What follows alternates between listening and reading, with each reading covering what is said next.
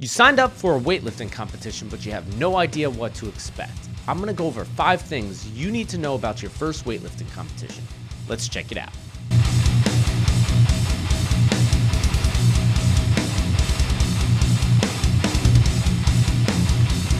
What's up guys, I'm Joe Marble. Welcome to another video. If this is your first time on this channel and you want to learn more about CrossFit or weightlifting, hit that subscribe button so you don't miss out on any content. Alright, so you pulled the trigger and you signed up for your first Olympic weightlifting competition. Congratulations, this is the first step to becoming a savage. Now signing up for any competition can be scary, but weightlifting is fun. And I get a lot of questions from first timers, and I'm going to already assume you know which lifts are being tested: snatch and clean and jerk. I'll be going over 5 important pieces for your first meet, and make sure you stick around to the end of the video for some bonus advice that I have for you. Okay, so the first thing you need to know is this competition is in kilos, not pounds. So if you're training in pounds and you have no idea what kilos are, I suggest downloading the conversion chart in the description below. When you first arrive at the competition and it's your time to weigh in, you need to have your USAW ID card ready and know your opening attempts in kilos, not pounds.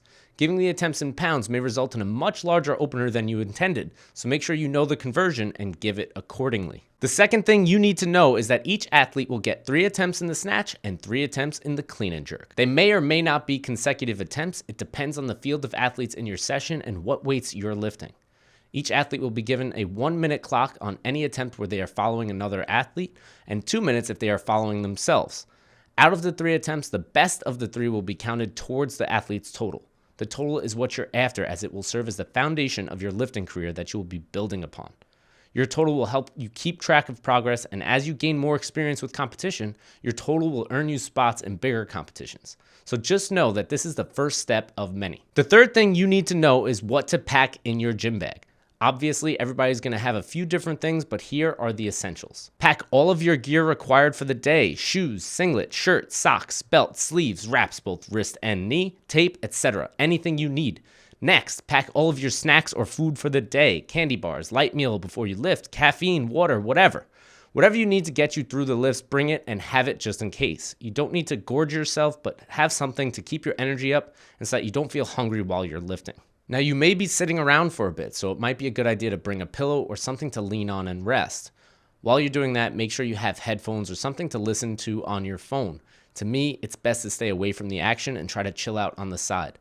I avoid watching most of the competition before I lift since it's more likely to rile me up. Everyone is different on this, so do what makes you happy. Number 4, know the rules. There aren't many rules to this competition, but it is good to be aware of some uniform requirements and commands.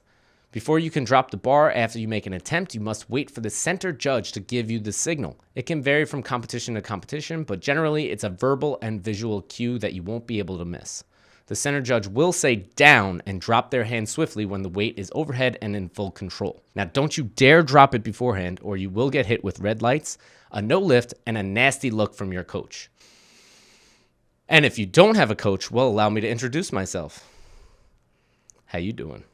There are also a number of rules to follow regarding attempt declaration and changes. I can go into that in further detail in another video, but for today's purpose, just make sure you get your declaration in before 30 seconds. Otherwise, you will be taking whatever the automatic weight increase is. The last thing about your first Olympic weightlifting competition that you need to know is don't be afraid to ask questions. This is your first time out. Learn as much as you can and try to absorb as much as you can. You may not understand this, but everyone around you is just as nervous as you are, if not more. And this community loves helping other lifters, and we love helping grow the sport. So if you have questions, don't hesitate to ask. Now, since you guys made it this far into the video, and I appreciate the watch time, thank you, I will leave you with this last bit of information. The warm-up area will be chaotic, and if this is your first competition and you don't have a coach, at least bring a friend to help keep you calm and navigate the weights. In every competition I have ever been to, the warm-up area was wild. Weights were generally everywhere, people walk in front of you, and there's a lot going on. For the most part, people will generally try to give each other respect, but with the tight space and timing of counting lifts, coaches and athletes will be running back and forth between the attempt cards and the warm-up area.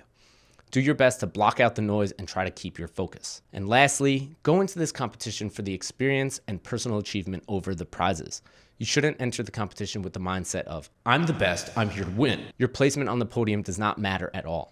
If you go 6 for 6 and hit any PRs for the day, you will have done your job and won the day. This is a test run to see how you manage your stress levels under pressure and your first taste of competition. You will have good competitions and bad ones, but make this one the best one and one that you will never forget because it is the starting point of what could be a fantastic voyage. Make friends, learn new skills, and continue to train to build that total.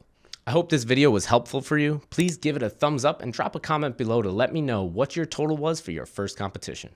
Thanks for watching, guys. We'll see you next time. Thanks for watching our video, guys. We hope you enjoyed that video. Hit that subscribe button so you don't miss out on any other content. If you'd like to become a sponsor or a supporter of the channel, please head to the links below and you can check them all out. Thanks again. See you next time.